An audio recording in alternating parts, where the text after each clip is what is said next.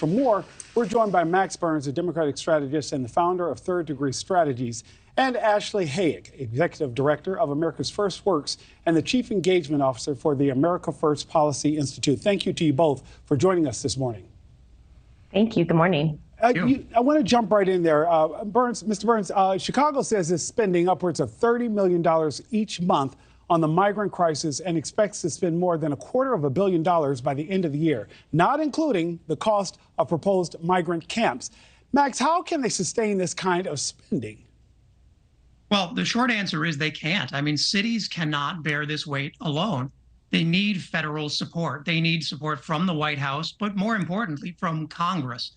We have a Department of Homeland Security funding bill that's being debated right now that includes programs that already exist to support refugees, and Republicans are holding that hostage. There are solutions we have available to us right now that could alleviate this problem significantly if we could just get past the politics of it and fund the programs that already exist. And Max, quickly, we just heard Mayor Johnson from Chicago say that would not, this influx of migrants would not destroy Chicago, as Mayor Adams suggested it could New York. Is he just being cavalier, or is it possible that he can continue to receive this number of migrants and the city continue to support them? Well, with respect to Mayor Adams, he tends to say what he thinks instead of what the facts bear out. And judging by the response in that room, most New Yorkers did not agree with anything that he said there. But no, to that point, I mean, there are solutions we have here. And the answer is for the federal government to step up and fund the programs it has created to resolve refugee problems. We've seen this problem before. That's why we created those programs.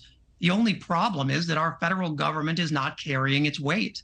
Ashley, we have seen this situation exponentially greater in San Diego, which often sees more people crossing the southern border in a single month than have arrived in Chicago since the busing began.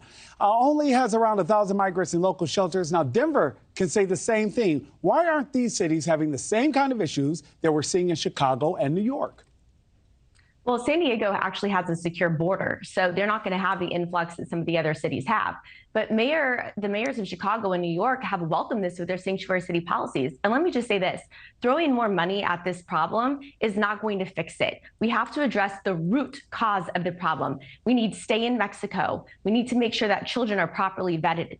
Another dollar thrown at this problem makes you complicit in the human trafficking of thousands of children, as well as losing 85,000 children across the country. It's wrong. There's a secure the border bill that was actually passed the House of Representatives, and it's up in the Senate. And it's a Senate obligation to get our border secured and to make sure that these communities are safe. If you look at Chicago, you have kids who are behind in education. Nationally, we have kids behind in education, same in New York. And instead, we have opened up the schools. We're taking away from taxpayer dollars. You have crime that's outbreak in all of these major cities, and they're doing nothing to solve any of this. It's a major crisis that needs to be solved, not by more money, but by securing our southern border. Oh, Max Burns and Ashley Hayek, thank you both so much for joining us this morning, because we know that this situation and this debate will continue. Thank you. Thank you for watching. Go to newsnationnow.com to find News Nation on your television provider. And don't forget to click the red subscribe button below to get more of News Nation's fact-driven, unbiased coverage.